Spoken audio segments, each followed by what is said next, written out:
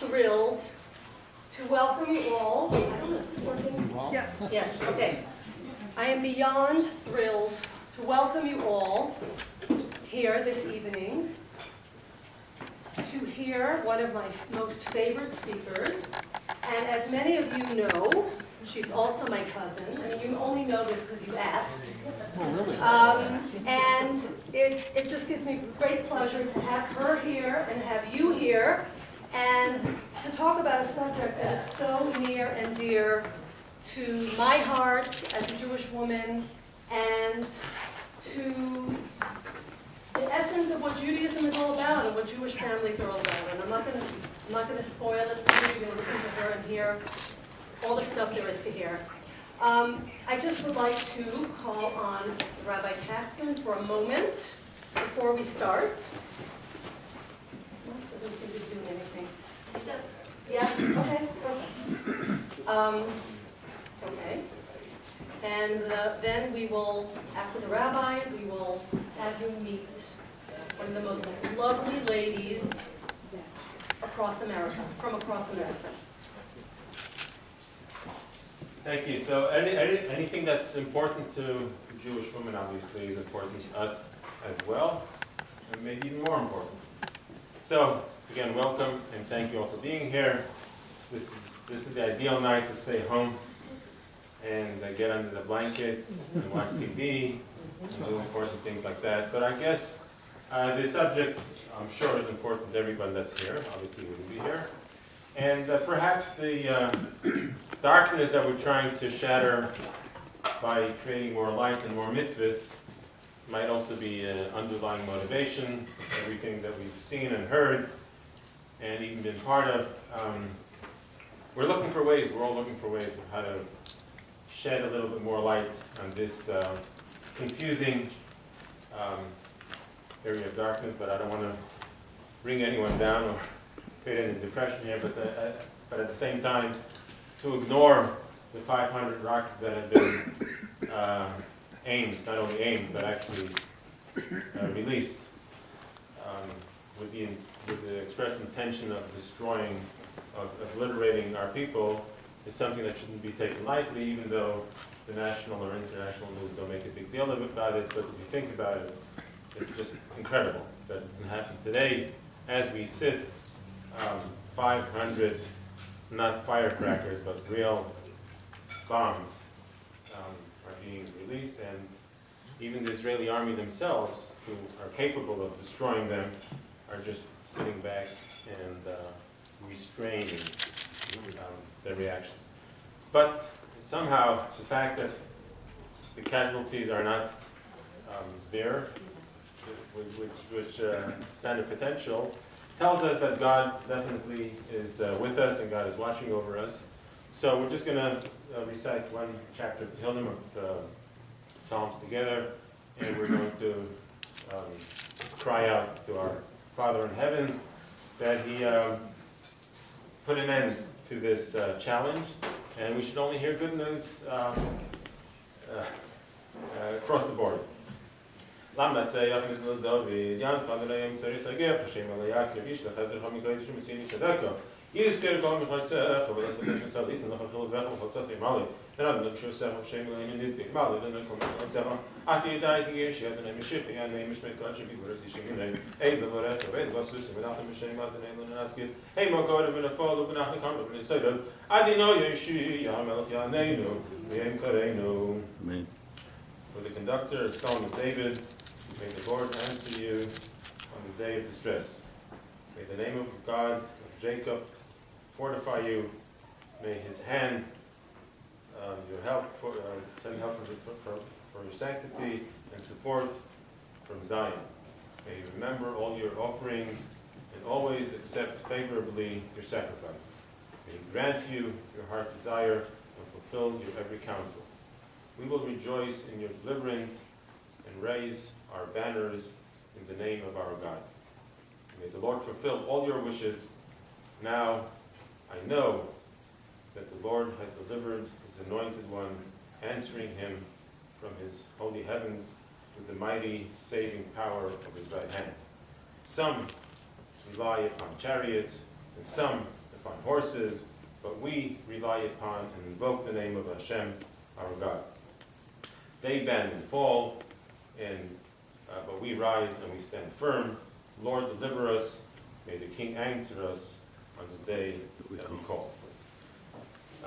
Again, I wanted to join Shani in welcoming our cousin, Mrs. Lipskier here, who's going to give you a very wonderful deliverance presentation on Mikvah. And Mikvah is just one of 613 mitzvahs, so hopefully that will inspire you not only concerning this mitzvah, but all the mitzvahs that we have out there.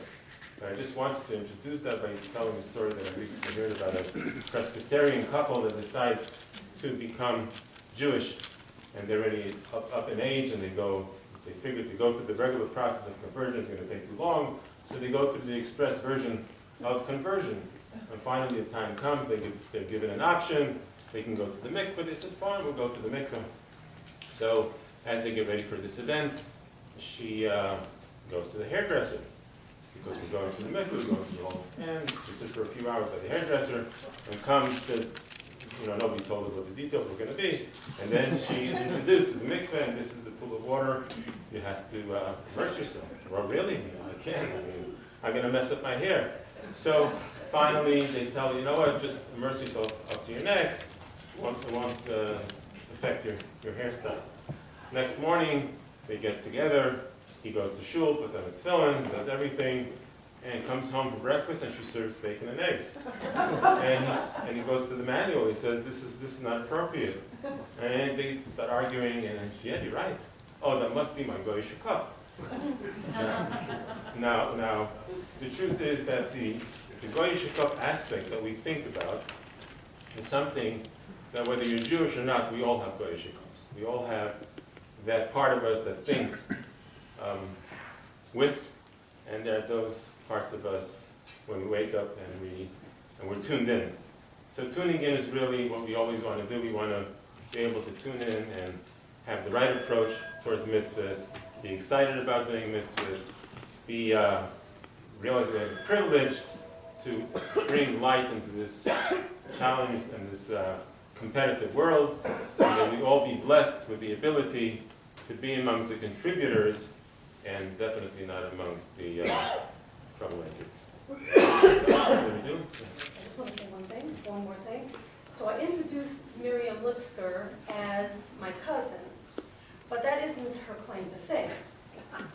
Her claim to fame is that she is an emissary of the Rebbe, established Chabad at Emory University, and she impacts thousands of students every single year with her dining room table, her Shabbat dinners.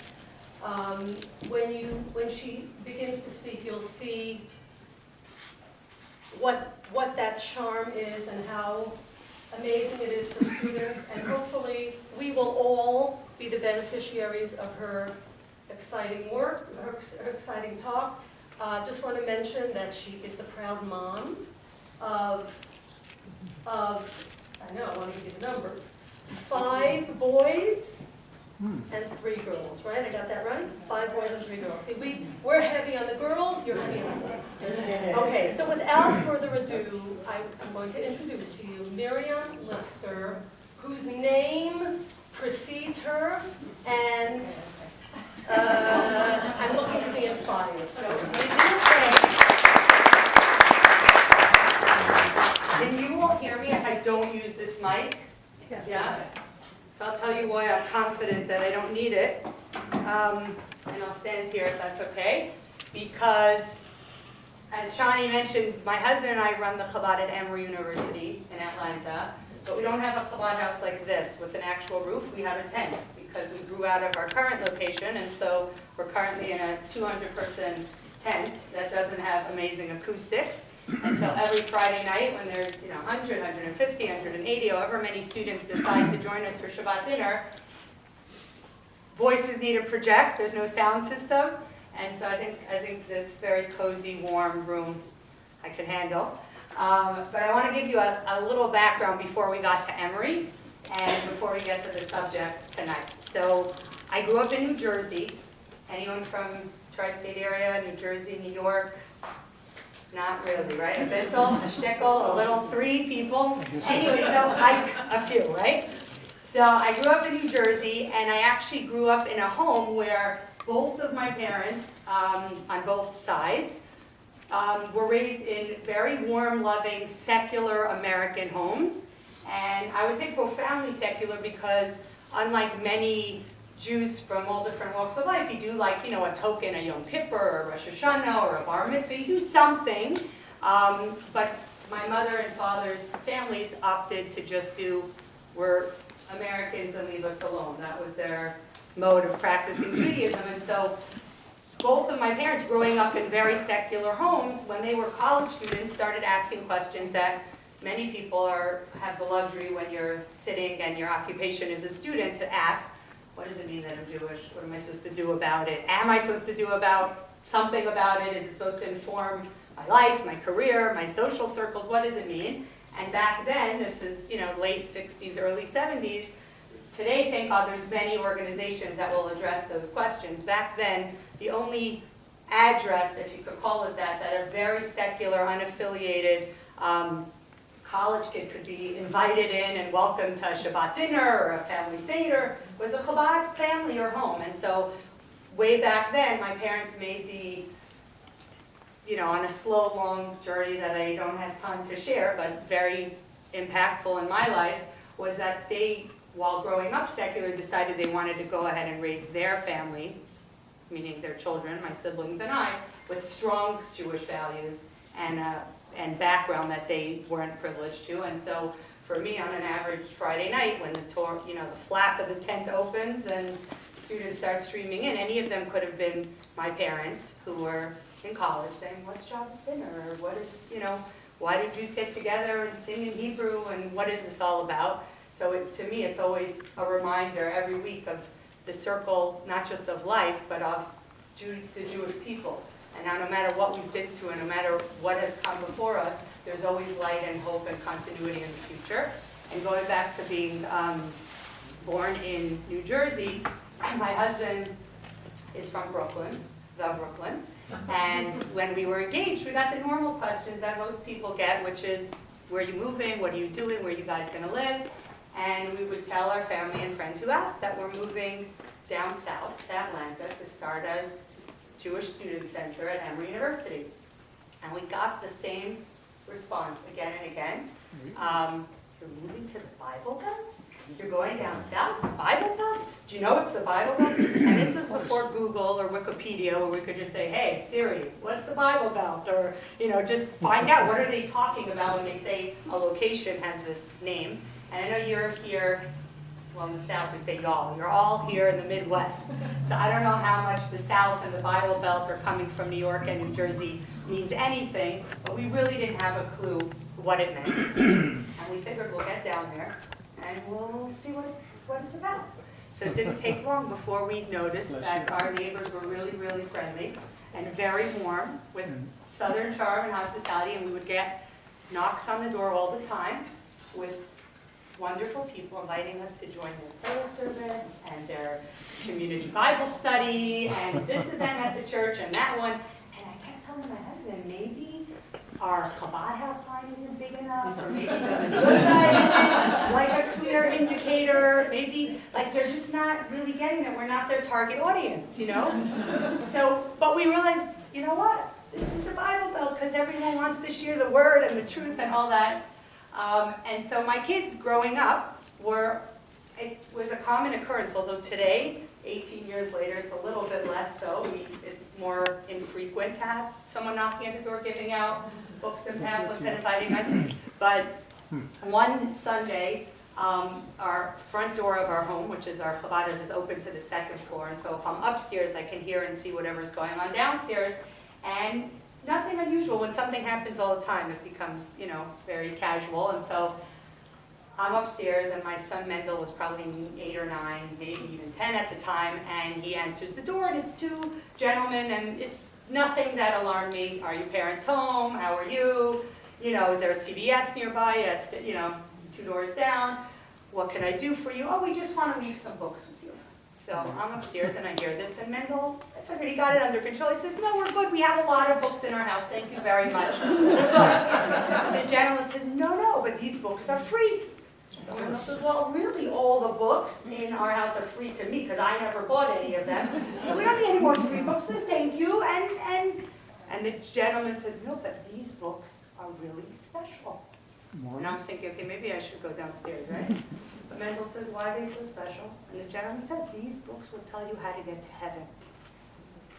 Whoa. So, right, I'm like, hey, let me get down there. So I hear Mendel say, well, that's so interesting because a minute ago you asked me how to get to CVS, and it's 2 doors down from my house. And you didn't know how to get there, but you know how to get to heaven? You trained your voice well. So the door closes, and I thought, wow, Mendel handled that well, except Mendel was very not okay with that conversation. He sat my husband and I down, and he said, I heard the conversation, I heard what happened, but he was, what do they mean when they say that they have a book? They have books that tell you how to get to heaven. Is it a map, like a GPS? Like, what were they talking about? And he's a curious boy, and we, raising children on a college campus, we are privileged to get to answer many interesting questions. This was one of the more mild ones, I promise you. And my husband and I got to explain to Mendel, not just once, because it's really an ongoing discussion and conversation, and it's really the crux of what I want to talk about here tonight. What did we tell Mendel? That God created a very large or small, depending which angle you're looking at, universe filled with all different kinds of people, with all different kinds of faiths and backgrounds and beliefs, and come from different countries with different ideologies and all that stuff. And you have extremes. You have people that are here on planet Earth that we all share, but they kind of want to get somewhere else. They want to kind of leave the chaos and the noise and the mishigas. Is that a word here? Is that okay? Is that a microaggression to say that here? Okay?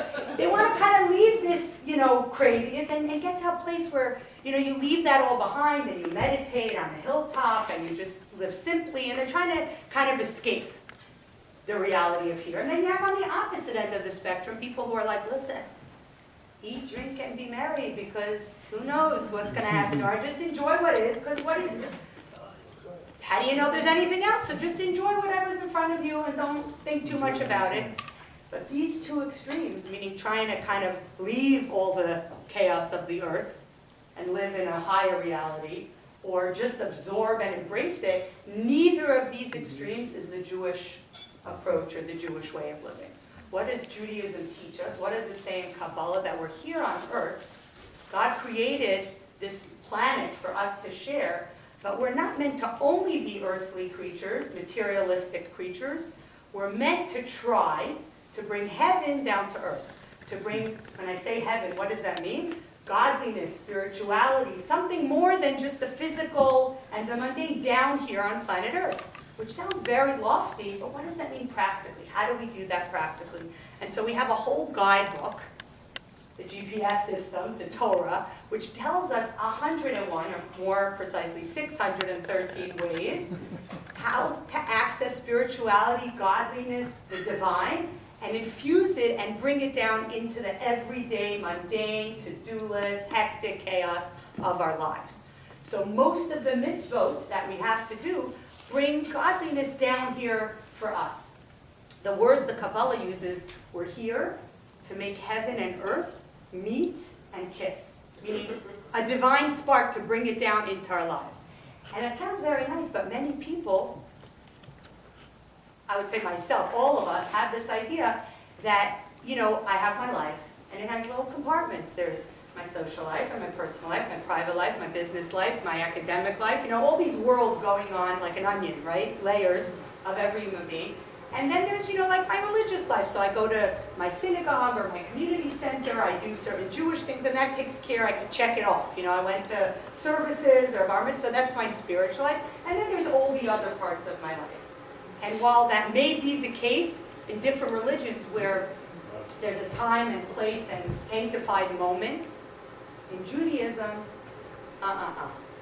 every single part of our lives, even the ones that we think is really off limits and no one's business, certainly not God's, every part of our lives, how I sleep, how I eat, how I interact in business, how I socialize, how I party, how every part of our lives, where we should attempt to bring godliness and spirituality down into the mundane, daily grind of our lives.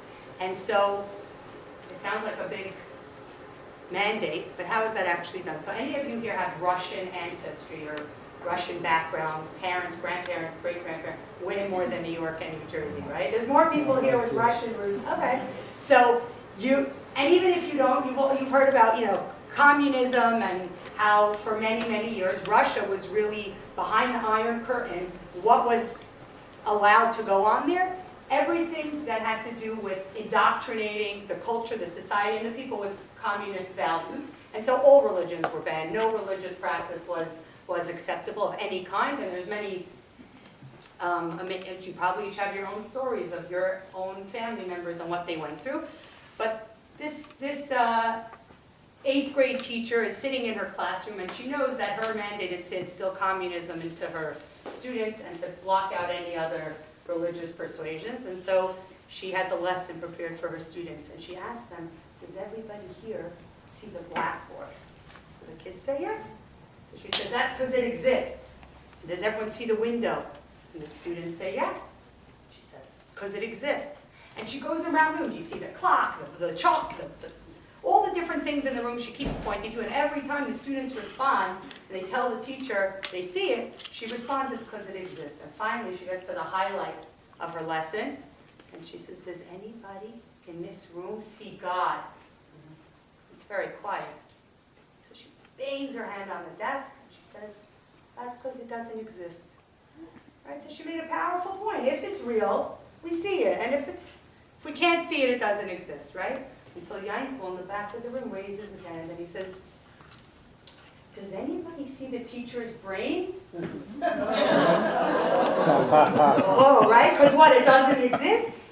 Really, if you had to explain it to somebody, the things we value most in life, the things that we care about the most, the things that hurt us the most or give us the most enjoyment and pleasure, you can't really see. Can you see love? Can you see friendship and sympathy and support and empathy and connectivity? Not really. You could see images of portrayals of it, but the things that really matter to us, can you see it? But does it, if the answer is you can't see it, does it make it less real or less relevant or less meaningful? And so what Judaism hopes to inspire within us is, even though most of our lives are busy with our to-do list. We need to go here and do that and take care of all these details of a very mundane, materialistic life. What's really valuable at the end of all of it, what really matters, what really do we have to hold on to, are the things you can't always see. So I'm going to switch tracks for a second, and I'm going to ask a trivia question. We'll see if you guys know the answer, or the ladies know the answer. According to Jewish law, okay, so I don't know if there's any lawyers here, legal scholars here. If any of you decided Omaha is not your cup of tea anymore, you need to move to a community that's much smaller or much bigger, much more, to the north, to the south, and you wanted to start your own Jewish community, according to Jewish law, what would you need to establish your own community and that it be legally recognized as a new Jewish community? Okay, right? Trick question, a mikvah. So really, a mikvah, what about a synagogue? Wouldn't you need a minyan? Wouldn't you need maybe kosher food, maybe some education, maybe a school, a JCC, all these infrastructure that would support Jewish life? A Torah? Something, right? Just a mikvah? So 4 of you all answered mikvah. And that's because the Code of Jewish Law states that there's one criteria to give the status of a community that says it's a bona fide actual community, not how many people, not the population, not the infrastructure. Does it have a mikvah? And one step further, if the community, or it's just you, has a Torah scroll and they don't have funds for a mikvah, they can even sell the Torah scroll to raise funds to build a mikvah. Mic drop. Why? Why? A mikvah more than the Torah, the shul, the minyan, I don't know. Why? That's pretty crazy. So, what is it saying? If I had to read that law and write a sentence describing it, it's basically saying that all of Jewish life, or the most important element of Jewish life, living, community, fill in any other adjective, descriptive word you want, needs a mikvah in order to function, thrive, survive more. Not to say those other things are not important, by the way, but more than anything else. Why? So to answer the question, what do Jews like to do when you have a question? You ask another question, right? We got a question. Why is mikvah? Here's our question. Why is mikvah the most important, I would say, institution, but it's not an institution, cornerstone, foundation of Jewish life? What is it? So Socrates told one of his disciples, if you're lucky, you'll marry a good woman. And if not, you'll become a philosopher. Now, today, I think it's safe to say we have a lot of philosophers.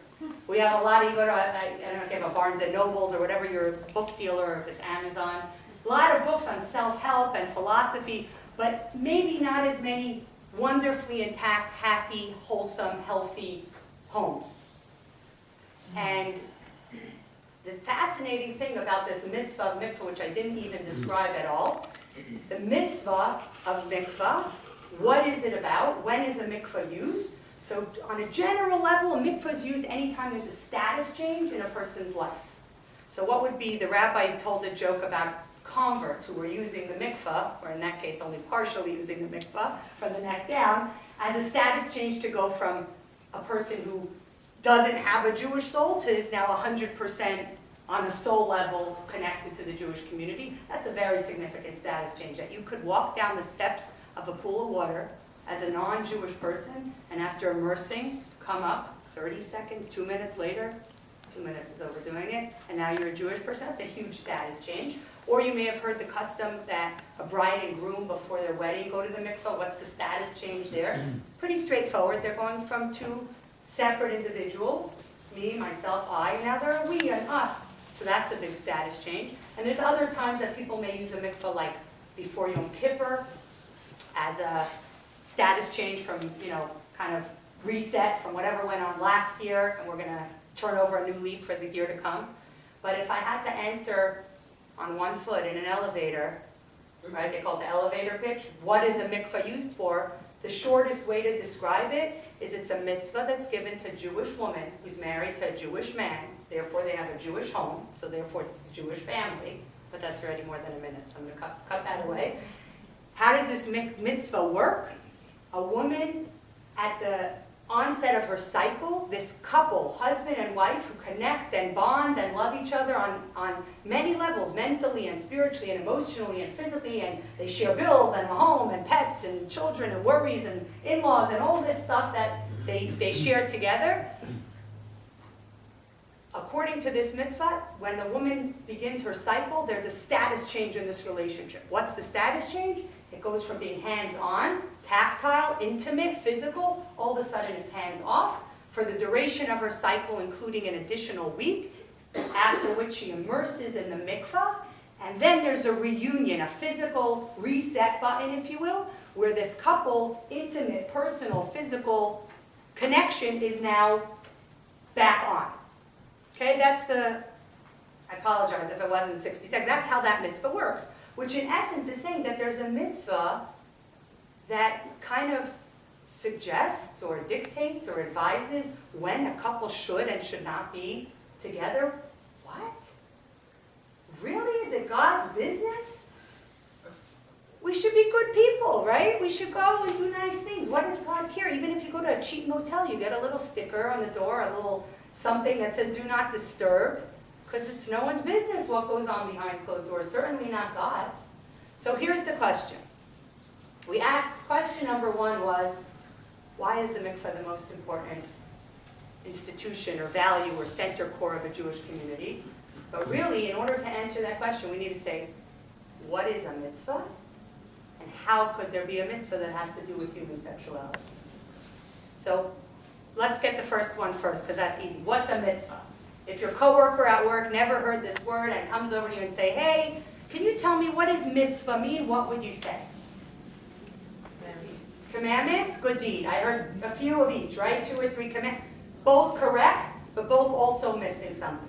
Obligation. Commandment, what? Obligation. Okay, so commandment or obligation really, I live on a college campus, so I don't know about the rest of the world because I'm in my own bubble, but no one wants to be commanded anything. You want to give me a suggestion, you want to give me advice, you want to tell me something interesting, don't command anything to me. Right away, if it's a commandment, the answer is, I'm running.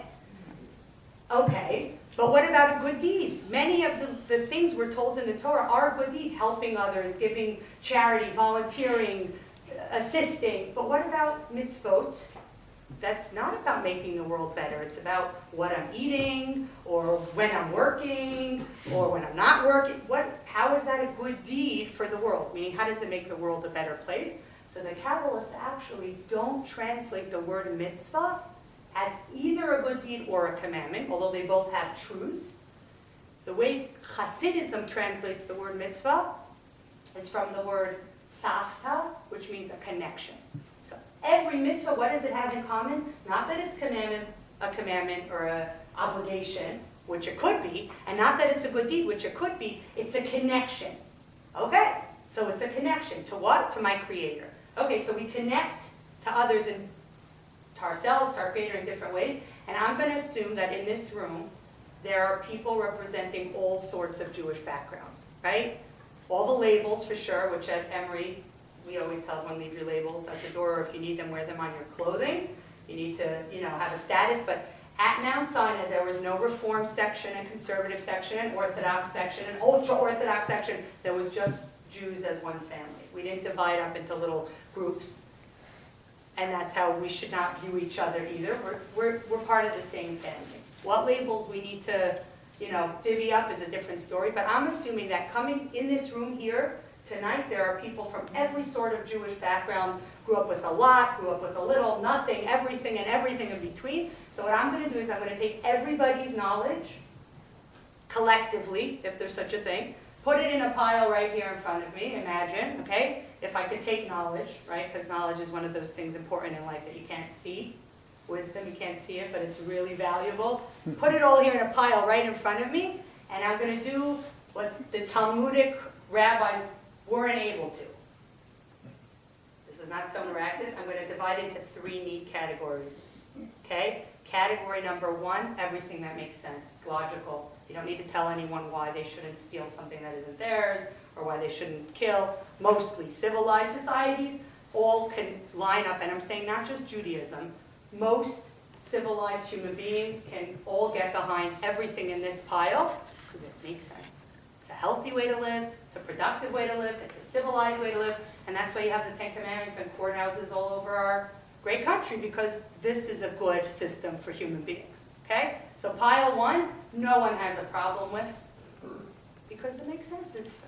Even if I don't believe in God, and even if I get why these are important. Okay? So no one has a problem with pile 1.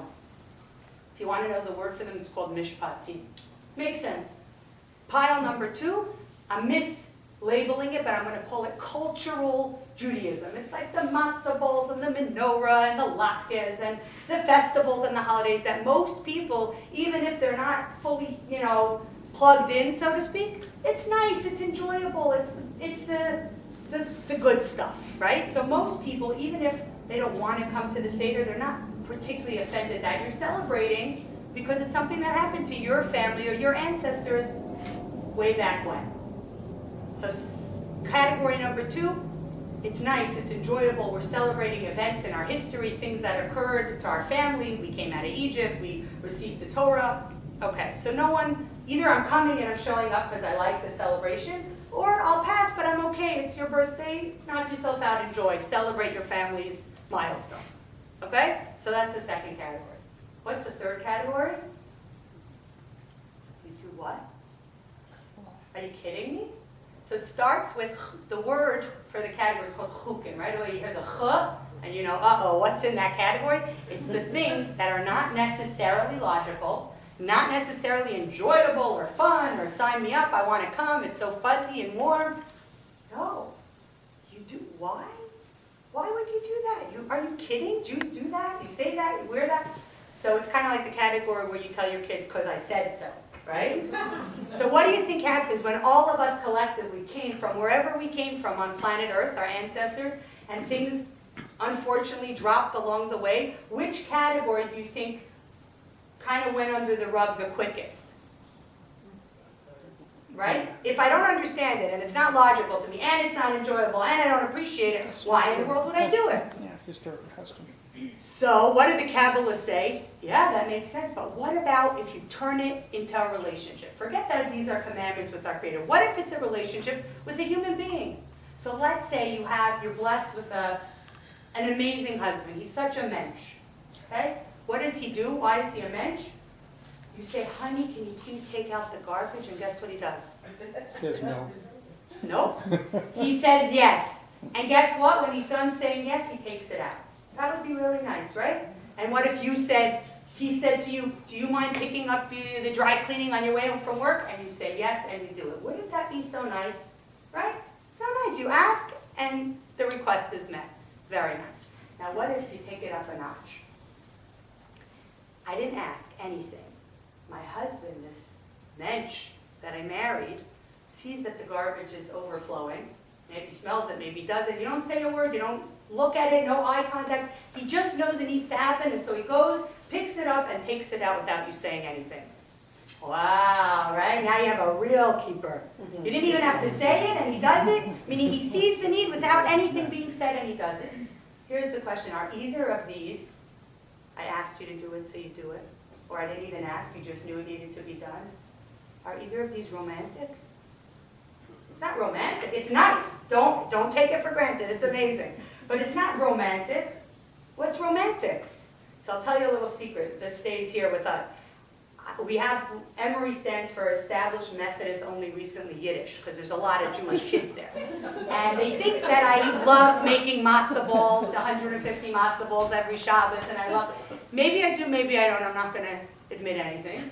But I do have an ulterior motive or an objective. What is it? I hope, and again, this is a secret, I don't let anyone know this, maybe a nice Jewish guy will sit next to a nice Jewish girl and they'll have a bowl of chicken soup and they'll start talking, and maybe this will turn out to be something nice for the Jewish people. That's my, behind the scenes, I hope, all this cooking will help to facilitate. But I never say that, I just, cook and serve and smile and all that. So what happened, one week, I actually told my husband, there's this girl, Jessica, who's in the law school, she comes all the time. And I got to know her. And there's this guy, Adam, who's in the med school, and he comes occasionally, but they have so much in common, and every week I'm waiting. Jessica's here, oh no, Adam's not here this week. Adam's here, Jessica's not here. And every week, the stars aren't lining up. They're not, I made the chicken soup, I rolled the matzo balls, but it's either one or the other. And finally, I'm like, what am I, Golda from Fiddler on the Roof? Like, it's 2000 and whatever year, 2015. I could just say, Jessica, I know this really nice med student. He's only here when he's alternating, rotation. Maybe you guys go out. I think you have a lot in common. Maybe go out for coffee. Okay. Sure enough, they do. And wonder of wonder, miracle of miracles, they like each other. And I'm going to fast forward a few years because she graduates law school, gets a job in New York City. He gets matched at a place in New York residency, and they're still dating up in New York. So every so often I call Jessica, A, because she's my friend, B, just on behalf of the Jewish people to find out, how's our future looking, right? So I just, hey, how's it going? And she tells me something interesting. What was it? Okay, it's a few months back. It was Labor Day weekend, which was earlier, Labor Day or Memorial Day? Memorial Day. Whichever. I'm not good with the whole calendar thing. It was a vacation weekend that I called her a couple days after. I didn't even realize it. I said, how are things going? I'm not being nosy. I'm just asking, She says, actually, we both had off. Like, oh, we, right? And we went on a hiking trip, which to you all here probably sounds like nothing. I almost dropped the phone. Because I know Jessica, and I know this is inappropriate to say, but if you looked up Jap in the dictionary or whatever, you would see a picture of her. She doesn't do outdoors and mud and in dirt and packs. She doesn't. I promise you. I said, you went on a camping trip? Like hiking? She's like, don't worry, I got a blowout before. I got my nails done. Don't worry. So I said, no. I'm not worried, of course. But she says, listen, Adam. He's been in hospitals and classrooms he loves nature, and he never gets to be outside because they work him like crazy. Not that, being in a law firm is so easy, but he will. And I figured it would be so nice that for the weekend, so I figured I'm not going to kvetch and I'm not going to whine. I'm going to pretend that I, enjoy this, and I'm going to give him a gift. So I said to her, Jessica, I know there's not really a chapter in the Kabbalah on romance, but if there was, this is the Kabbalistic description of romance. This is the definition. You did something for him that's not about you. Not because of you. You don't even get why he likes mud and mosquitoes and schlepping. And Sounds familiar. it was all for him, which according to Kabbalah, what's the romance of a relationship? If you both enjoy it and you both get it and it's logical or enjoyable for both of you, certainly go and pursue things together. That's a beautiful thing for a couple to do. And if you're just doing it because you love and respect the other person and they asked you to take out the garbage, even though you don't love taking out the garbage, but you asked me, so I will. That's beautiful and it's healthy and you need that in a relationship. But what's romance? Not when you buy me a toaster oven or a blender, a lawnmower, a chainsaw, because it's useful. Nothing wrong with useful, but it's not romantic. What's romantic? It's just me expressing my love for you because I love you. It's not about me and what I like. I don't even understand why you like it. I don't understand why you need it. I don't understand why this works for you, but I love you and I'm doing it for you. So the Kabbalists say, if we could understand this concept when it comes to relationships with other human beings, that occasionally, either you could say it's the cherry on top, or you could say it's the foundation on the bottom. The relationship's not just you do what I ask, I do what you ask, we both like bowling, so we do that together, we both hate China. That's a part of the mechanics, but the foundation has to be that there's something intimately about my soul and your soul that want to be there for each other. And when I say I love you, I don't just love this, that, or the other about you. I love you at your core, and I'm going to do whatever it is that makes you happy, even if I'm like, that makes you happy? You like that? Okay. So the Kabbalists say if we could understand this about a human relationship, can we understand it about our relationship with our Creator? That there's some of the mitzvot we get, they make sense. Even if God didn't command it, we would probably live our lives that way, because it's logic. And what about the stuff we like and we enjoy? We say, thank you, God, for giving me these beautiful mitzvot. It's so nice to get together with family and community. Thank you for these opportunities. But what about that stuff? You want that? You don't want me to wear wool and linen together in a jacket? You care about that? For real? Okay. Every so often that I can express the fundamental relationship that I have with my Creator, which I'm calling the romance of Judaism, but it's really the foundation that it's not all about me, because if it's all about me, it's just more of me.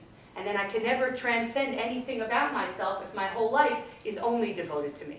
Now, it can't be devoid of me, because God gave me, and I have my personality and my talents and my challenges and my abilities and my hang-ups, and I got to work with all of that. But if I can never transcend me and connect to an other, whether that other's a human or my Creator, where's the meaning in my life? So, I don't know if any of you here are musicians. Anyone here play an instrument or enjoy music?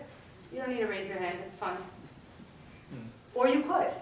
So, famous musician that I didn't hear of before, but maybe some of you have, his name was Joshua Bell, a famous violinist.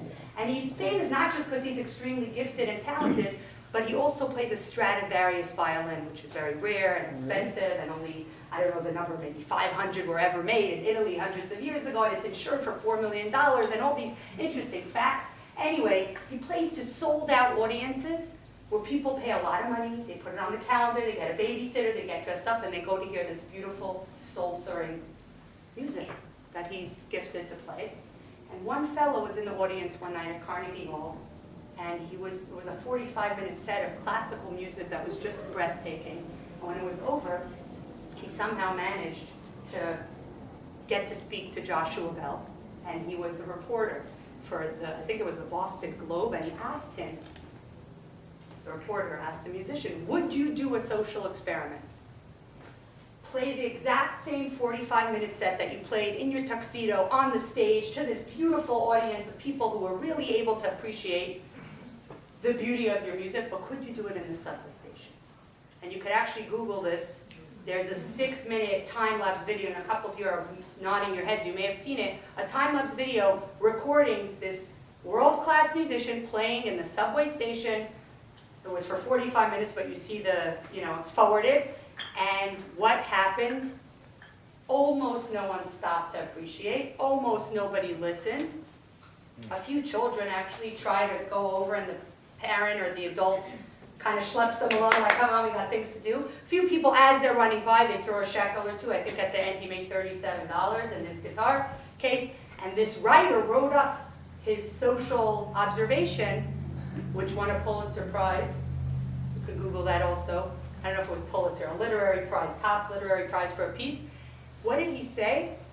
If you're conditioned and you're prepared and you know what you're going to, you really are able to appreciate it. But if you just pass something along on the side of the road, even if it's valuable and even if it's beautiful, you may walk right by it and not notice it. What does that have to do with anything? We said, what's a mitzvah, right? It's a connection to our Creator, and all three categories connect us in different ways. But what's the most valuable of any kind of mitzvah? A mitzvah that at its core connects us in a way that supersedes just us.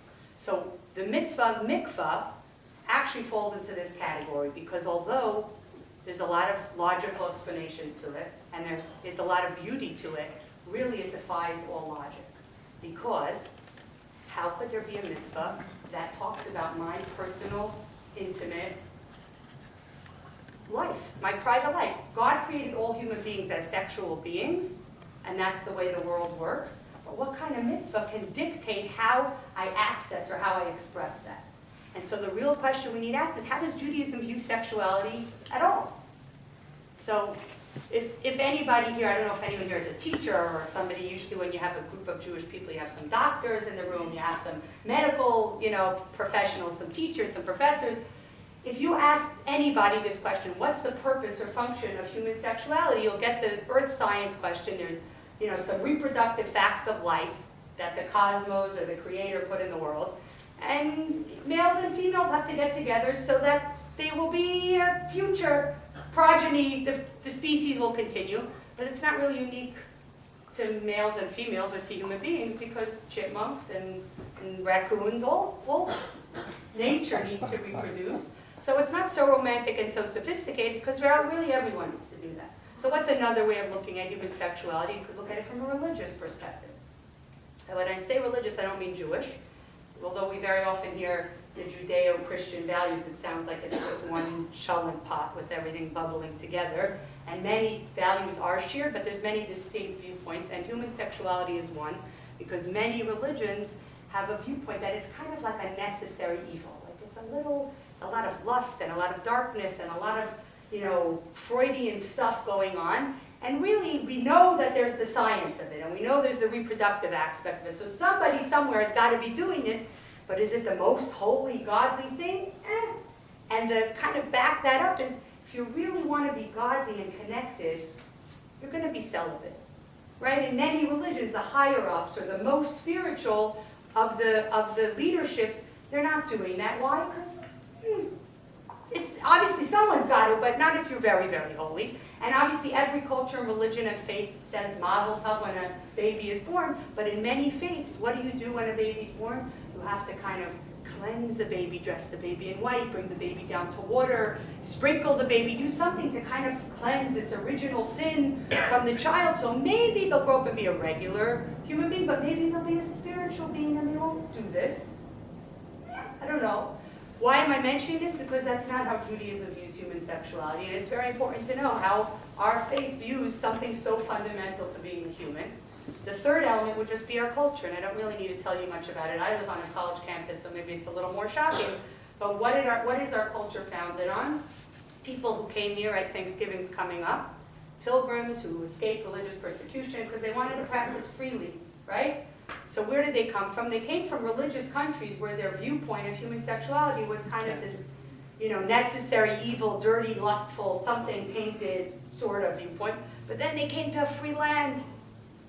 And you could do whatever you want with whoever you want, for however long you want. So at some point, whether it was the Roaring 20s or the 60s, it doesn't matter when you want to pin the sexual revolution in our country, people said, you know what? They woke up, they smelled the hummus, and they're like, this isn't so bad, this isn't so terrible, it's not so evil. So do whatever you want, however you want, wherever you want. Woodstock or any college campus today, I don't need to go out there because you all see what I see and hear what I hear, and you know, it's hashtags, it's pretty chaotic out there. And if I had to sum it up in one advertising campaign, I'd probably say Nike did it best, right? Just do it. It doesn't, who, wow, where, when, experiment, explore. That's what culture, our culture tells its young people. Not maybe in Omaha, but maybe you're, yeah, I don't know. But outside of Nebraska, it's pretty hectic.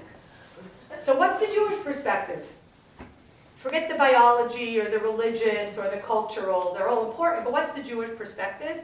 It's so important. The Jewish perspective goes back to the beginning. Creation, we always like to go to the beginning. In the first story that we're told about a human being, it's a very odd story. It says God created a human. Adam is a human. Not Adam the man, Adam a human. And the verse, the actual pasuk says, Zachar u'nekeva bara otam. Male and female, he created them. So if I gave everyone a piece of paper and I said, draw me a stick figure. I'm going to read the verse, illustrate it, right? It's like that game when loser draw. Just illustrate this verse. Here's the verse. God created a human, comma, male and female. He created them, period. What are you going to draw? Person that is both. Exactly. We have a scholar and a sage right here. All of the commentaries agree with you. I don't know what. Tell me your name. Carmela. Carmela. Carmela says exactly what all the sages say. It was an androgynous being. It was a one, because it says singular, and every word in the Torah is precise, no typos. One human that had male and female characteristics, so it was like androgynous. They don't all agree, was it front to front, back to back, side to side, but it was a male-female being. Okay, so let's not take the verse out of context. What happens to this being? God creates a being. Strum the music, and God, welcome to the garden. Now, you are the only being that has the power of speech, so what I'd like you to do is go around and give all the animals, the creatures that you share this garden with, give them a name. So this Adam creature, male-female combo says, alrighty, that's not a direct quote, but okay, you know, fine. So what does this Adam say? Okay, Mr. and Mrs. Peacock, Mr. and Mrs. Ladybug, Mr. and Mrs. Rattlesnake, Mr. and Mrs. Kangaroo, all done, and comes before God and says, yo, again, not a direct quote, what did you make here? Well, every creature, there's a male and a female, two distinct beings. Why are we this combo? So what does the Creator say? Ah, now that you noticed, I'm going to put you down for a little nap. I'm going to separate you. And again, all the commentaries, depending how they say they were originally connected, that's how they were separated, from the neck, from the rib, from the side. But everyone agrees, which is unusual, they were one and they were split into two. Two distinct beings, male and female. Now what happens when they wake up this time? Here's a male, his name's Adam. How are you? Here's a female, her name's Chava. I'm not going to say Eve, because actually Chava, which, you heard that word, right? Rashi, the foremost commentator, says she's called Chava because she's Ein Kol Chai, the mother of all life. If you take the King James Bible out of the Motel 6 drawer, it says in their commentary she was called evil because she was the root of all evil. That's not a Jewish interpretation of the first woman. Don't mix that up. Don't forget that. According to Judaism, she's the mother of all life. We call her Chava. Okay. Tangent. I apologize. Has nothing to do with anything. I just needed to say it. Sorry. Back to what we were saying. Two different beings, male and female. Now they stand up. And what does God say? You shall cleave to one another. You shall become one. You should be fruitful and multiply and fill up the land. Basically, get back together and have a family. Who cares? Right? It was how many thousands of years ago in the Garden of Eden. What does it have to do with our lives, me and you, here today in 2018? This story from the Bible. What does it have to do? Why is it relevant? So Kabbalists say, we're not just told this story because it's an interesting, kind of weird starting point, you know?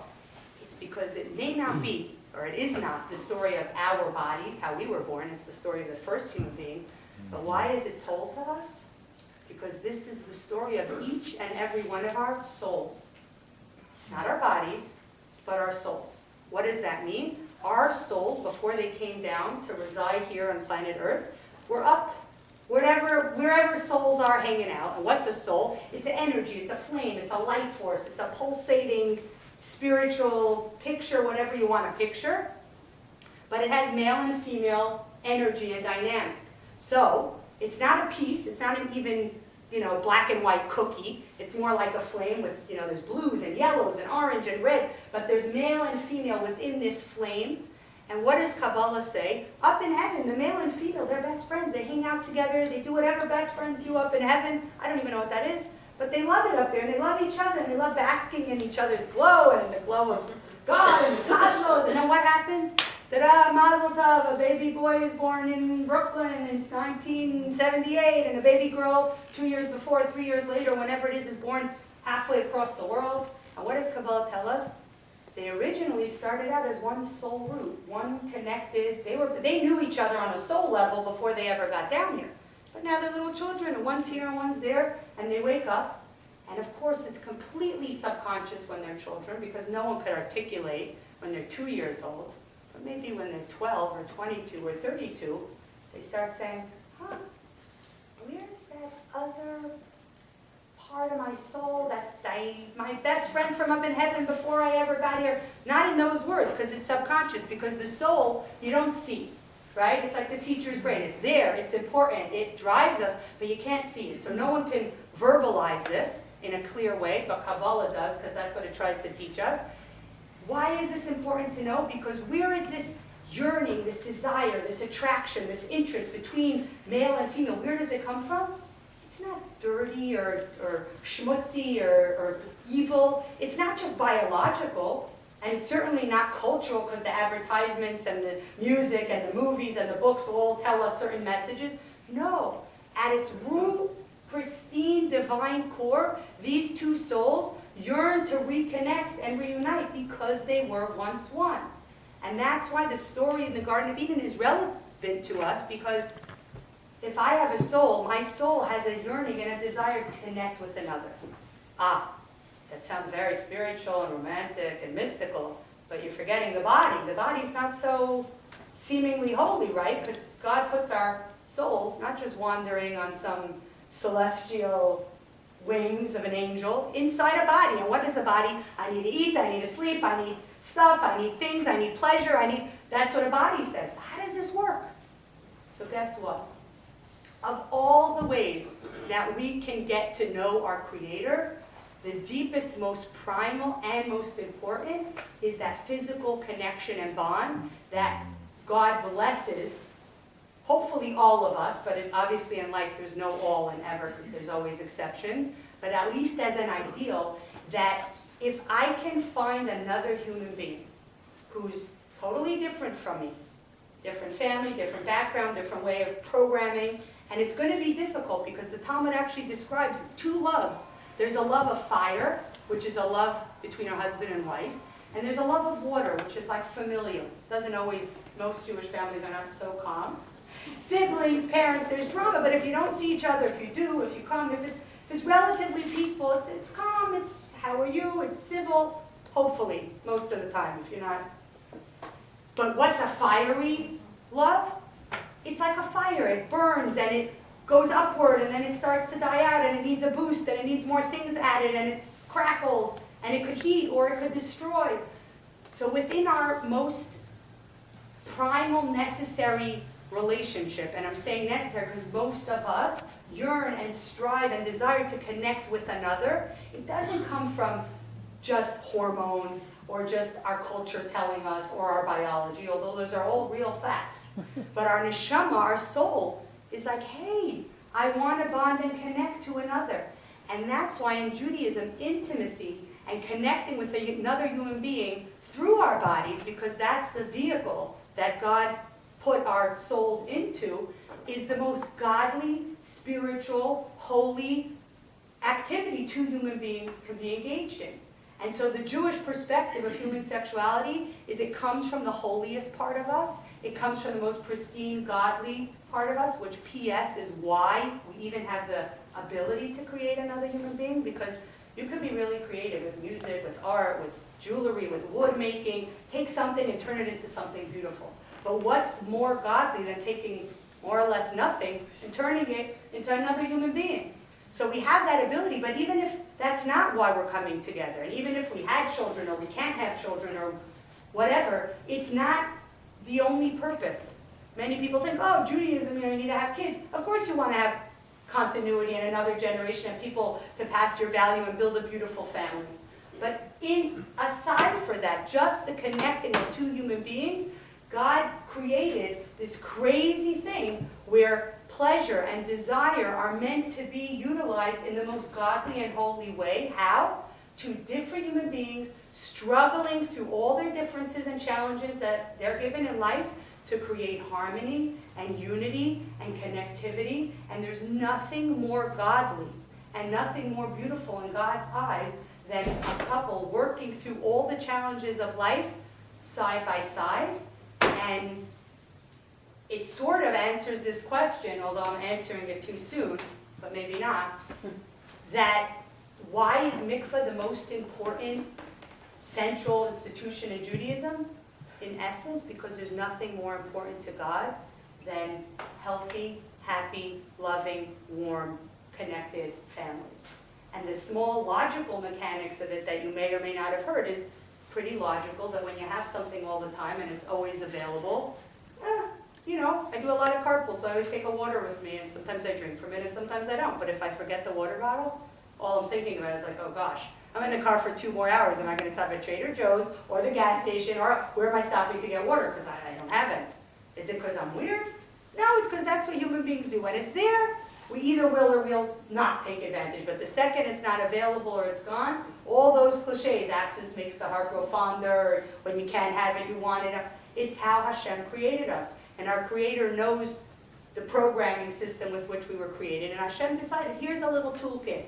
Marriage isn't going to be easy because it's a fire and it's a love that you're going to need to work on in every single way. But it's going to be the most refining, and it's going to bring out your character in ways that nothing else could, and it's going to help you become a mensch in ways nothing else can, because every day you're going to have to wake up and think, what's the Jewish word of love? Ahava, which means it's hav, it means to give. How can I be a giver?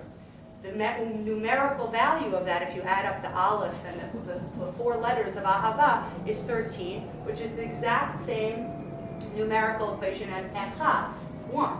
The aleph and the chet and the dalet add up to 13 as well. When are we one? When we give to one another. When are we one? When we look to be there for the other, not because it's about me, because it's about you.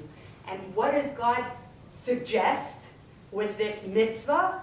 That not because you're upset or you're angry or you're stressed out or you have a headache or you're in a bad mood, therefore I'm off limits and I'm not available because I'm removing myself from the situation. No, God says, you know what? I'm going to impose as a third party, you know, a moment, I'm saying a moment, but it's really a longer period, almost 2 weeks where you're going to need to connect and communicate hands off. You're going to need to talk, you're going to need to work things out, you're going to need to struggle through life with your hands over here. But then, what happens when you immerse in that mikvah and the relationship is now reset, that it's hands-on? How do we bring heaven down to earth? That God desires that passion and love and excitement and enthusiasm should be the cornerstone of a Jewish home. It should be the energy that emanates outward into the world. So I'll close out with a practical analogy of this. My daughter was given a science project for their unit they were learning at school, which means who had a project?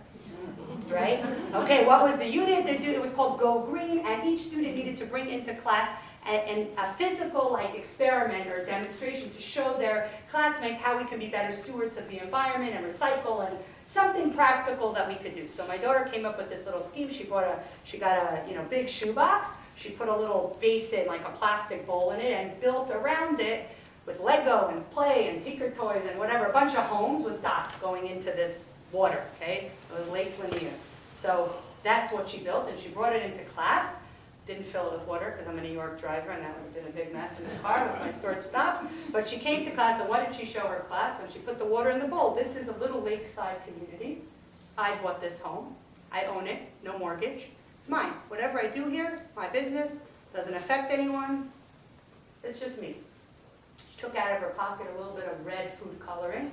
She put a few drops into the water right near her bridge, her dock, it's mine, I own it, I paid for it, it's not anyone's business, but really what happened?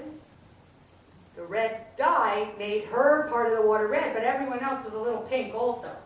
Then she took out of her other pocket a little bit of chlorine, bleach, whatever you put in a pool, right, to clean it up, and she put a few drops into her Only her property, only her water that she owns, but of course what happens?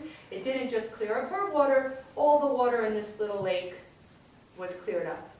So she got an A on the project. Mazel tov, very nice. But what does the Baal Shem Tov teach? That everything in life, even a 5th grade science experiment, can teach us something greater than just what it is. In life, we may not see the environment tangibly before us. You can't see the pollen count in the air, and you certainly can't see the love in the air. But what goes on in my home, this mitzvah of mikvah tells us, is not just my business. Why does God care about what goes on in my bedroom? Like, isn't he busy? Doesn't he have, or she have other things to take care of and to do? What does it make a difference? It's my personal private life. How do I make the world a better place? How do I bring heaven down to earth? How do I infuse spirituality into the mundane? Not just by coming to holiday events and celebrations and doing things that make sense morally and logically to me, but even in the most personal and intimate parts of my life, if I can allow God as a third partner in to orchestrate what goes on and when, what does that do?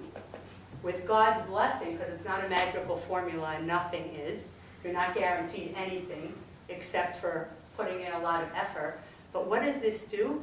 If I have in my home love and connection and energy, and the passion and desire that I have in my life is not something that starts out and then fizzles out and that's how it's meant to be, but it's sustained year in and year out because of this ebb and flow and on and off that God suggests, and I'm saying suggests, it's a mitzvah, a connection. In the Torah, what happens is the love and radiance that comes out of this home doesn't just affect the people in this home. If it's good in the bedroom, it's good in the kitchen, it's good in the front yard, and it radiates out onto the street and into our world. It might not be seen visibly, but everybody here in this room knows our room needs all the love and positivity and goodness and giving and kindness and sharing that it could possibly get. And we all share and breathe the same air. So even if I'm not able to do something like save the rainforest or save the whales, and that's my contribution for making the world a better place, which by the way, if you could do that, do that. But what if I'm just doing my life? I have my job, I pay my bills, I have my relatives, and I try to get along. That's no less great in God's eyes, because the greatest mitzvah in all of Jewish life is this mikvah, because it tells us that God values above all else healthy, happy, positive, loving relationships. And if we have that in our homes, it doesn't end there. It radiates out into our world, and that is how we actually take the micro and make it macro. How do I express love and warmth and energy? Starting in my own home. And the message is really, I tell students all the time, they do amazing things. They go build, Habitat for Humanity and go and volunteer in these amazing organizations. And I always say, that's amazing. Keep doing it, but are you getting along with your roommate, who you live with right here? And how about your mom? And how about your sister? You got to start at home. For sure, go out there and do amazing things in whatever way you're uniquely gifted to do it. But the message that I want to leave you here tonight is, how do we make this world a better place? How do we bring heaven down to earth? Starting at the core of who we are, the most intimate part of our lives. And if it's not relevant to you personally, whether you don't have a spouse or a family or a home where this is practical to apply, you know someone, a sister, a niece, a neighbor, a coworker, who you share this information with, that the Torah has beautiful guidance and a way to live our lives that's not just spiritual on the occasional time that I choose to participate in a communal event, but rather in the most private and intimate moments of our life. And that's actually how we turn the world inside out, from the inside out, starting with healthy, wholesome, loving inside, and having that radiate outwards to the outside. So if anybody here wants more information on how one does practice the mikvah, I didn't discuss anything about how you prepare and how you count to go and why a mikvah and why a pool of water, what does it look like and how is it built. You heard none of that. That's why you have an awesome rabbi and rebbitzin here, and they're more than happy to share and teach, whether it's for you or somebody else you know that you think it would be relevant for or to. And I want to say a thank you to Mikvah USA for sponsoring this, and there's a lot more material and information out there which you're able to access. Just ask Shani or the rabbi.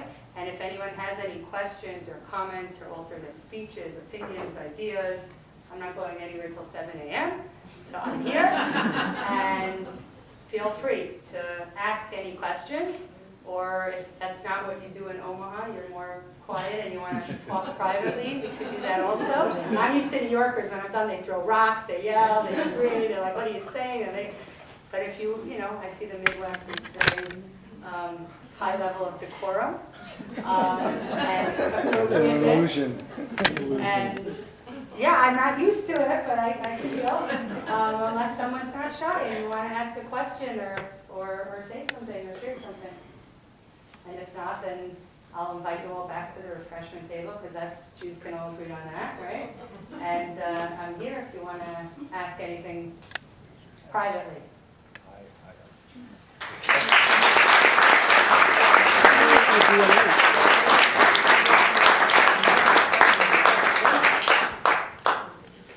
Was I right? Yeah. Okay. Does anybody have any comments or questions?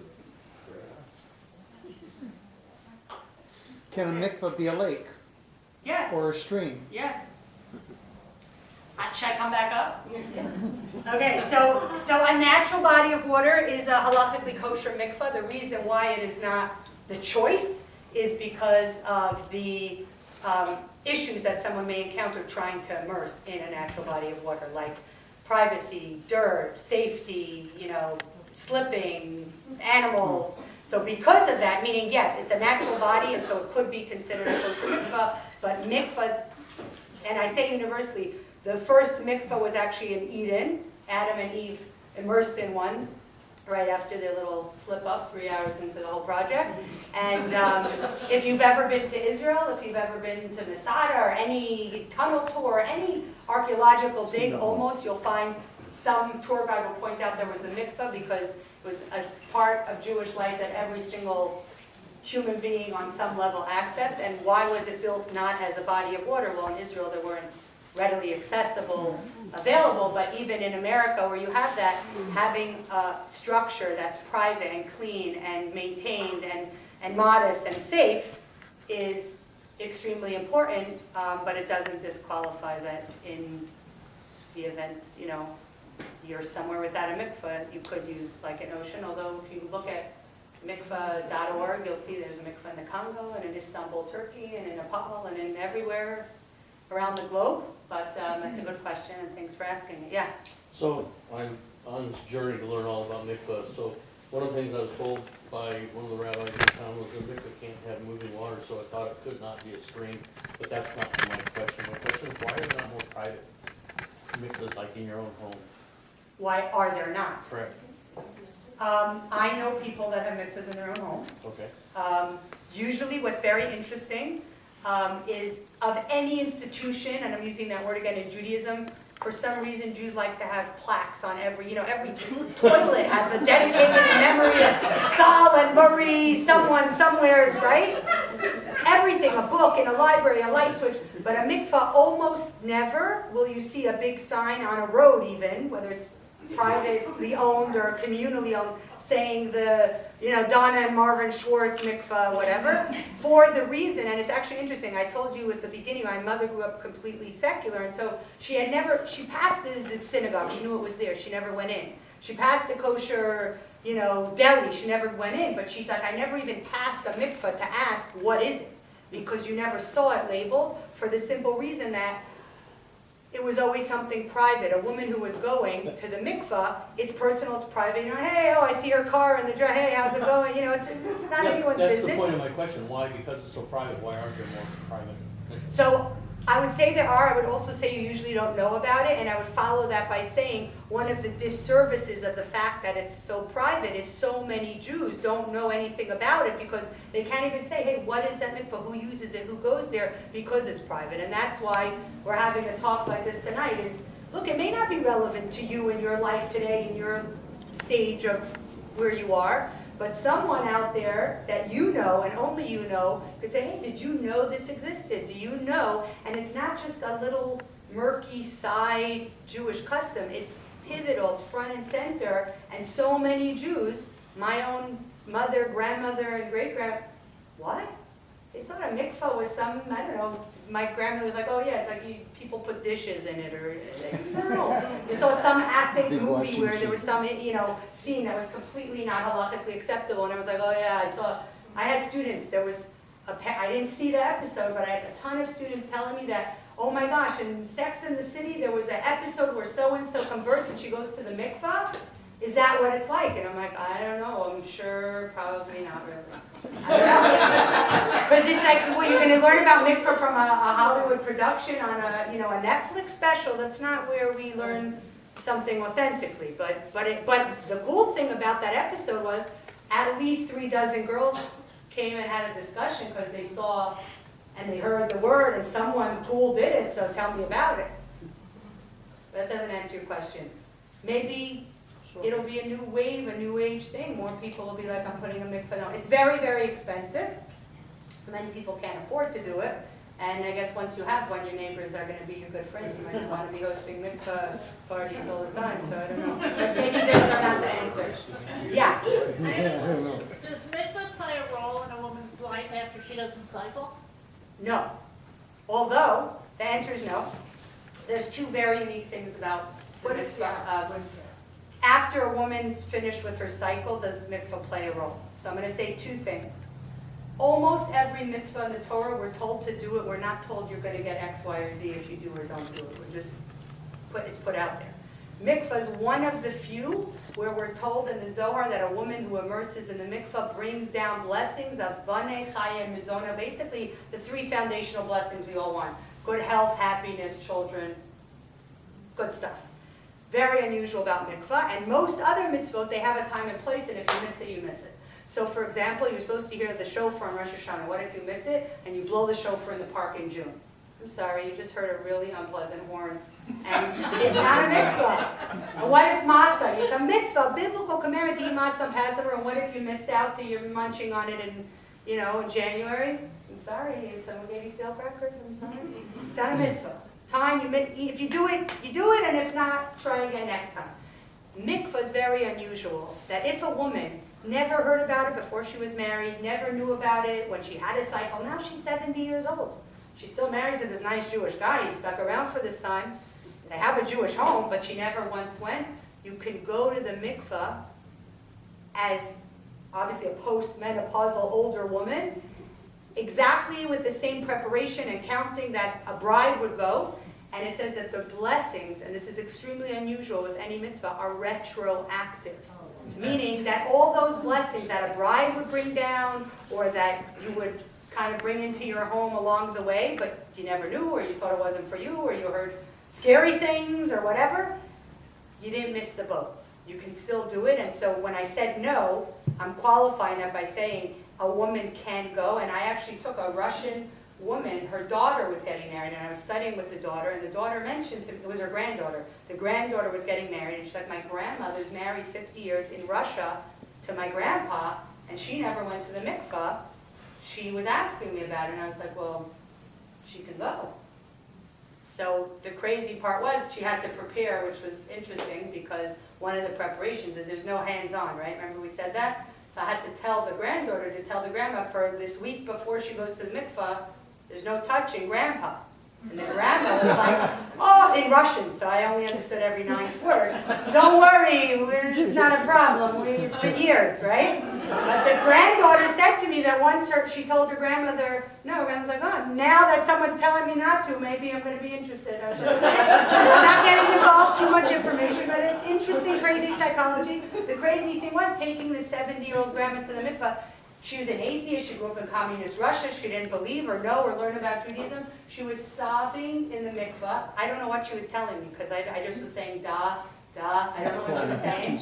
I wasn't meant to know. But what I did know was on a neshama level, something touched her. She felt, she didn't think she would, why she wanted to go, I don't know. Why she spoke about it with her granddaughter, I don't know. But it was amazing that she could have just been cold and wet and come out, and that would have been that. But you're not guaranteed to feel something. Right? A mitzvah is a mitzvah. What you get out of it is what you put in usually. She literally was like on and on and on again, fill in all the Zatzvita, and I don't know what she said, but it's an amazing thing, the power of a mitzvah when you see somebody else experiencing and you don't even know what they're experiencing, you just know it's something real and powerful and raw. And why I'm saying all this is an answer to your question, that it's a very unique mitzvah in that it has retroactive blessings, and a woman who never went can go one time, and all that flow of blessing can come down. Yeah, Give me some examples of why a man would go into it. okay. So I will. I just want to announce that no one's held hostage. If you need to leave, where I come from, it's not rude to leave mid-sentence. Like, you can leave, no one, but if you want to stay, you're welcome. So when would a man go to the mikvah? It's an excellent question. What's interesting about this mitzvah is it's called family purity, the mitzvah of mikvah, which sounds like it's all about the family, but it's mostly entrusted to the women, which I'm not going to get into the whole feminine, postmodern feminist, Jewish radical feminist philosophy, because that's going to be too much fun. But what I will say is, when men use the mikvah, and a groom will go before his wedding, and when I said there's a status change in many traditional communities, men will go to the mikvah before Shabbat, because it's a status change, kind of clear out, the week, and as a preparation for this new soul that you get on Shabbat. But Hasidic men, like my husband and perhaps the rabbi, because every day they wake up and they say Modani, and it's a new day, and it's a status change, and I can fill it with anything. The custom in the Hasidic community was that a man, before starting his day, before prayer, before study, immerses in a mikvah to start the day. And so my husband goes to the mikvah 365 days a year. We have a little creek. We're going to build a mikvah when we finish fighting with the zoning boards and acquire the last $5 million for the property and all that good stuff. We will build a mikvah, but it's a natural body of water, and it's privately enclosed at a certain 10-minute walks away. It's under a enclosed area, but that's how he prepares every day. To start the day, he immerses in a mikvah, and the difference is he does not make a blessing, for the simple reason that when a woman goes, it's a biblical mitzvah, a connection, so it has, in a sense, it's a more powerful connection, and when a man goes, it's a custom, which is still extremely powerful. It doesn't have the additional benefit of saying Baruch Atah, thank you God for commanding this to me, because it isn't a commandment. For a man, it's a custom. So the range would be a man who goes once a year, once in his lifetime before his wedding, or once a year before Yom Kippur, or once a week before Shabbat, or every day if you're a crazy Hasidic rabbi, and that's how you start your day.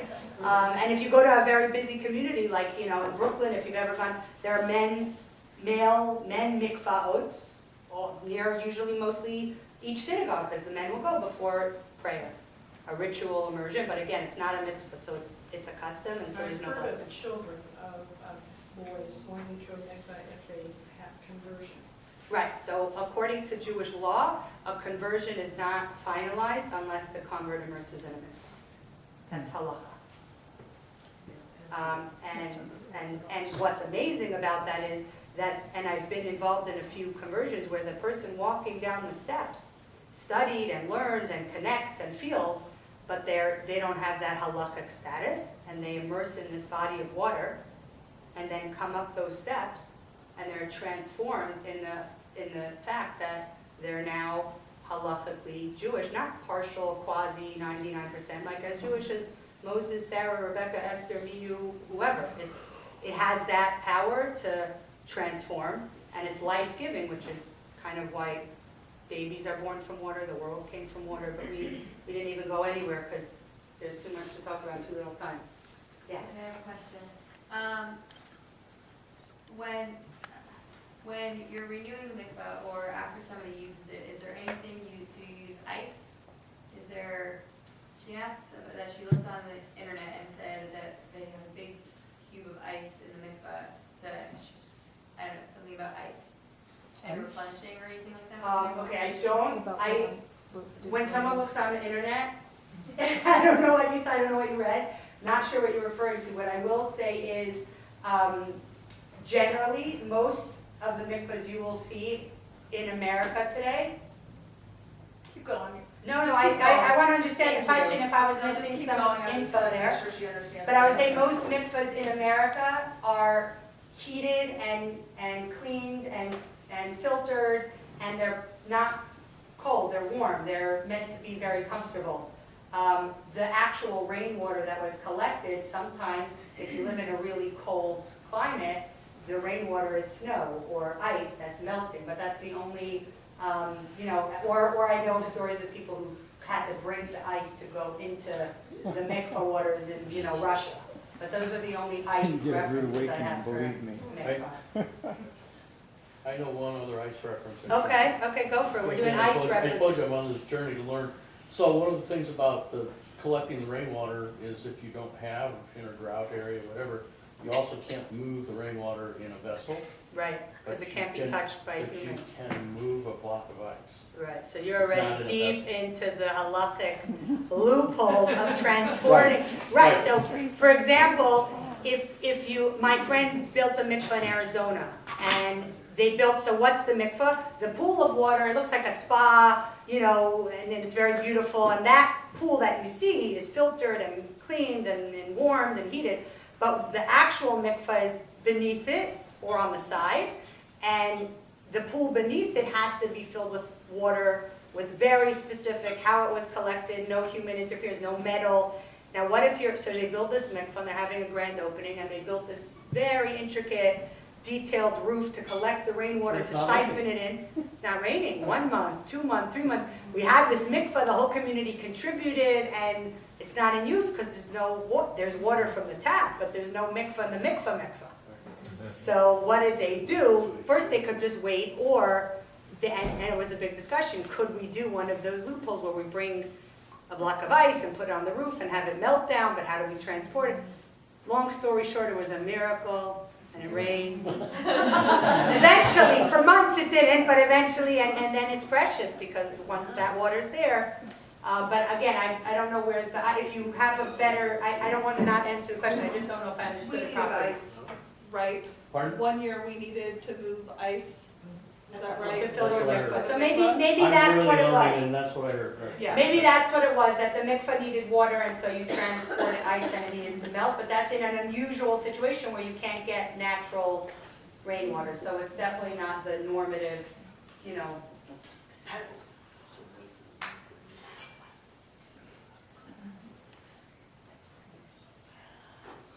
So while When it rained, everything was good and all good, yeah. beautiful, mazel tov. All right, yeah, so it must have been that they didn't have rain, and so they brought the ice, and it had to melt until it did. There was no water in the mikvah. Okay, yes. Are there rules for family purity and shalom What's the bayit, question? marital harmony that follow the last mikvah? When you say the last mikvah, you're saying someone had like. Postmenopausal. So it's interesting because the concept is that you establish a pattern from the first day of your marriage. And what's actually very interesting, we didn't have time to go into it, is that the whole idea is it's holistic. That when two souls connect, through two bodies connecting, through two emotions connecting, it's meant to be a holistic experience that's heart, mind, body, soul.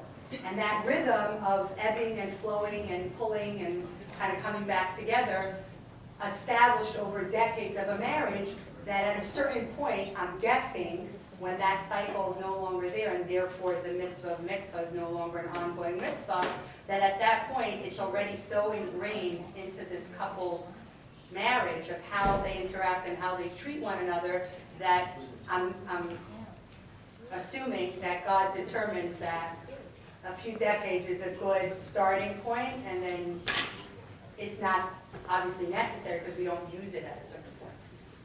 Some people say, okay, great, and some people say I miss it, and some people want it, but again, the Torah is divine wisdom, and so it's infinite, which means that we as finite beings have a limited way of understanding all of it. But I'm just proposing that perhaps establishing decades, right. Yes, any other, yeah. See, you're not shy after all. Okay, good, I'm very happy, yeah. What about single parents? I mean, they're they found themselves as single parents. Right, so I think in much of Judaism, what's very fascinating but also very frustrating is we're given ideals of what a perfect wonderful Jewish family looks like, what a relationship, a marriage looks like, what the fact on the ground is that not every human being, not every family, not every couple is going to look like that, is going to be able to access that, is going to be able to do that mitzvah. And that's what's interesting is, although the Torah has 613 mitzvahs, the overwhelming majority of them, most of us in this room cannot do.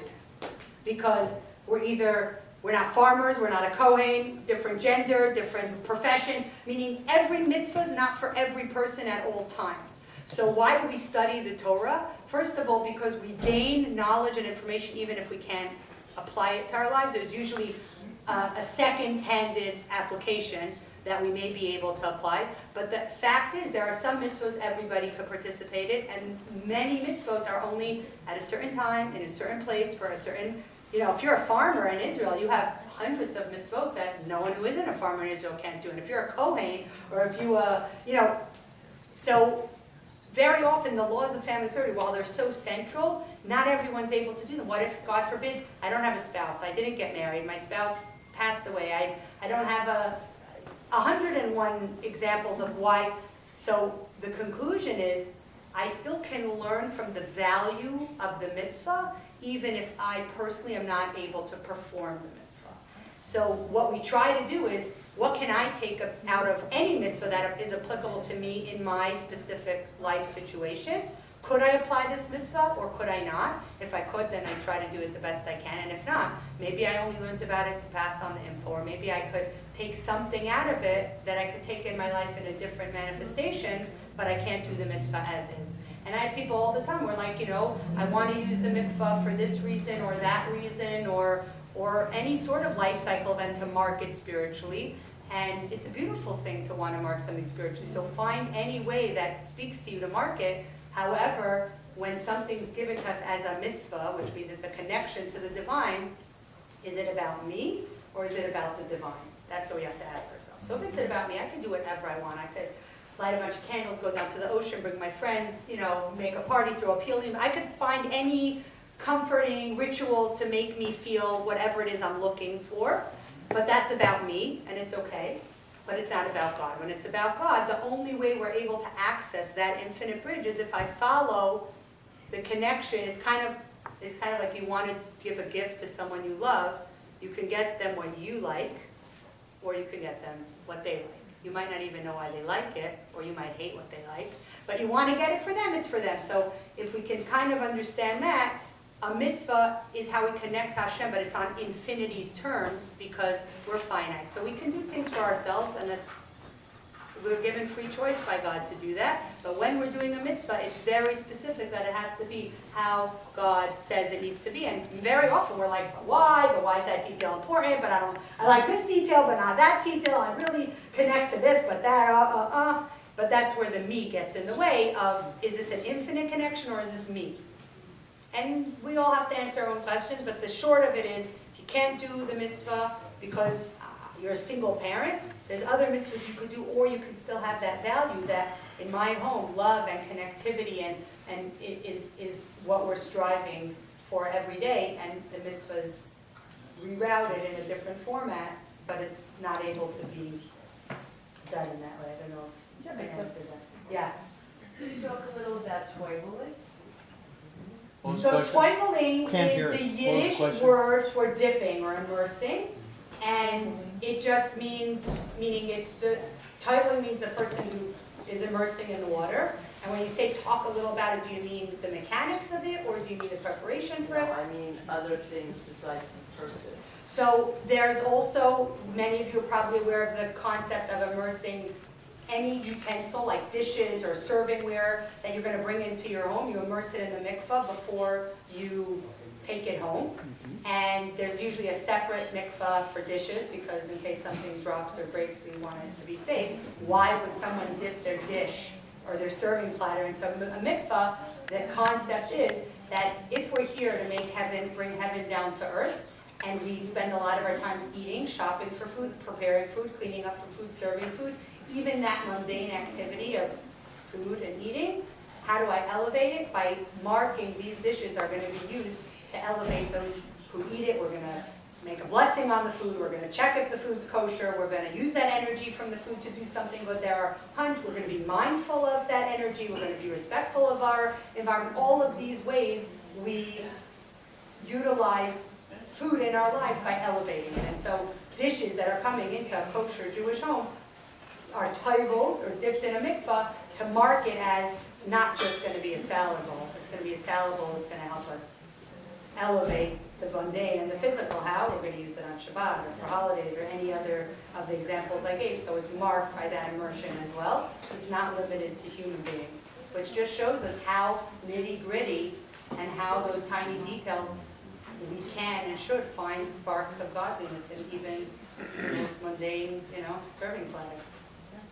Because it's marked for being used as a vehicle for something more than just what it could be.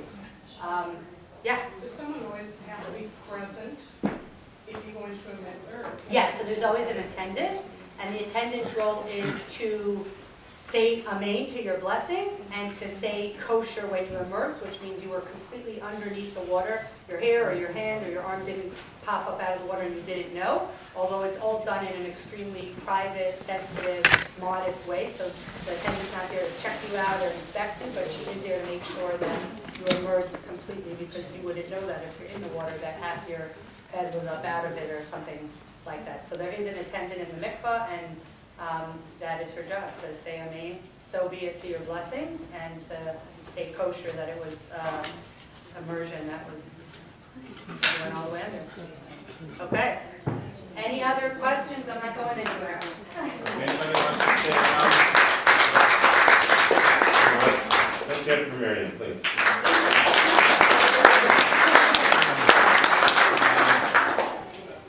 Back of the room we have Julie. Julie, mind raising your hand? Julie is the new person basically running the show here at the Chabad, so please, on your way out, if you want to be included in the future mikvah classes that we're going to be running over the next few months, please let her know, and we will keep you updated. In the meantime, Laila Tov, good night, thank you very much for coming here, and drive safely. So you got it all down?